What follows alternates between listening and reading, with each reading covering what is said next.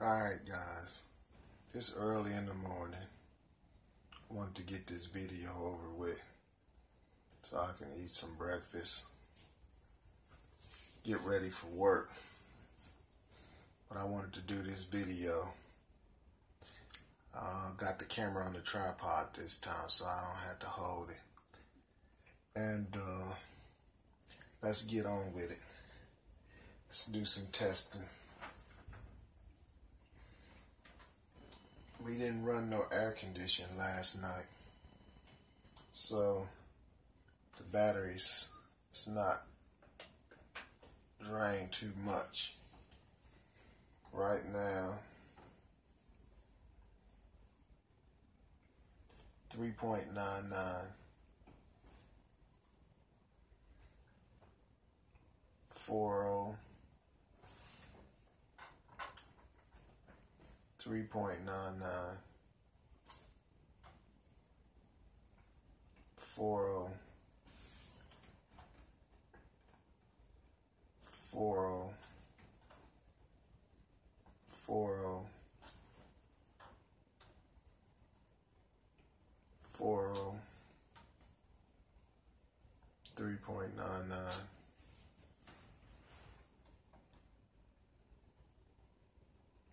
40,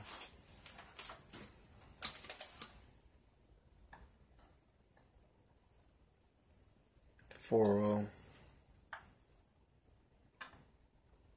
3, 4, 40, 40,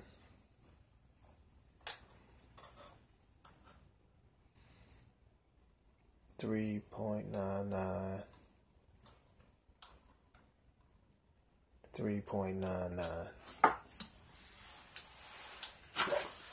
Now that was each cell. Now let's do each module.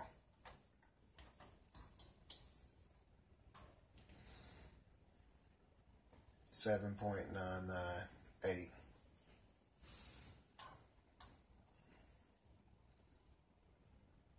$7.99 to 8.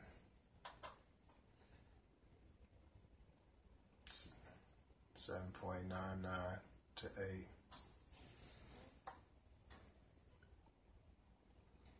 $7.99 to 8.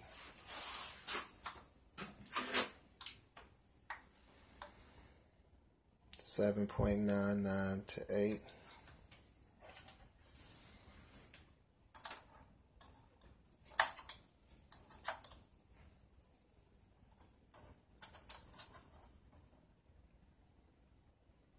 $7.99, bouncing around between $7.99 and 8.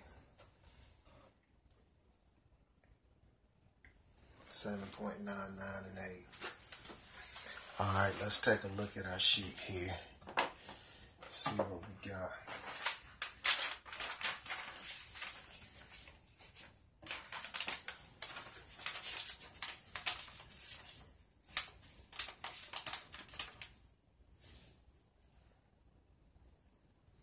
$7.9,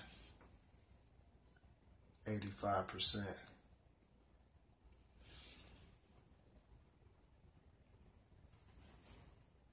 $3.95 to 4.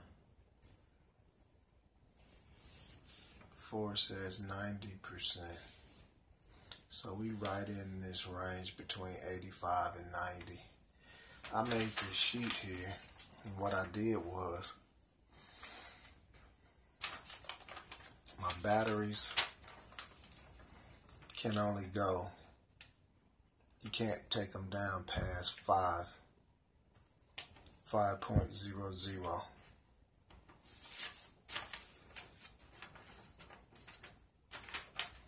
You can't take them down past 2.5 each cell, and that's each module. So I took, this was the furthest that my inverter would go down. My inverter would go down to, actually it would go to 40, but I shut it off at 40.7. and 40.7 divided by 7 is 5.8 for each module. Then you take 40.7 divided by 14, and that's how I came up with this number here. And then once I got that number, I took, this is the most that you can put into the module, which is 8.3. That's each module, and each cell 4.15. So I took that, divided it in half, and between this and that, and that's how I got 50%. Once I got the 50%, then I could work my way down to get the rest of the numbers and up. Once I got the 50%, which was here, then I could divide this by 2, and that came up with 25%. And then that's how I figured out all the rest of these to get from 100% to 0. 0 ain't the battery completely empty. 0 is way before the battery is completely empty. 0 is just down to 5 volts from 8.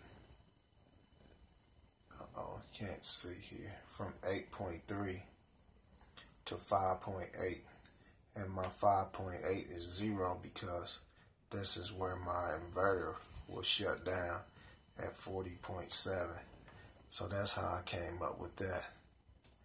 But this here is just my little sheet I came up with to tell me my state of charge on the batteries. And another thing I wanted to talk about this morning was the my batteries, what I did to get them to the state that they are, because this was not a whole Nissan Leaf pack. I actually started off with 14 batteries. Started off with 14, then I bought 8 more and added to it. So all of these batteries could have came from different packs. I don't know where they came from. I ordered them from a company called Tech Direct off of the internet. They got a website, Tech Direct Club, I think is what it's called. And you can order batteries through them, and they pretty reasonable and get them to you pretty quick. But what I did was, once I got all of these batteries, I took them and I put all of the batteries in parallel. I ran all the positives together and I ran all the negatives together. And once I did that, I let it set for like 3 days with all the negatives and all the positives put together. And then after that 3rd day, I took them all apart to where each battery was individual, and I let them set for another 3 days. And then I came back and I checked all the voltages on it, and the voltages was pretty much the same within a couple of maybe one of them probably was, I think when I did it, they was like 6.32, and some of them had dropped from 6.32 to like 6.31 or maybe 6.30. Wasn't very much that it dropped. But what I did was I took the lowest batteries, and that's what I started my banks off with. I put one of the lowest batteries in each one of the banks, and then I took the highest voltage batteries, and then I put them in each one of the banks. And I just kept doing that until I got 7 batteries in each bank. So each one of these have one low and one high, and then all in between. Each one has one low, one high, and all in between. And when I parallel all together like this, then they will pretty much equalize each other in the pack here. And once you get them equalized in the pack,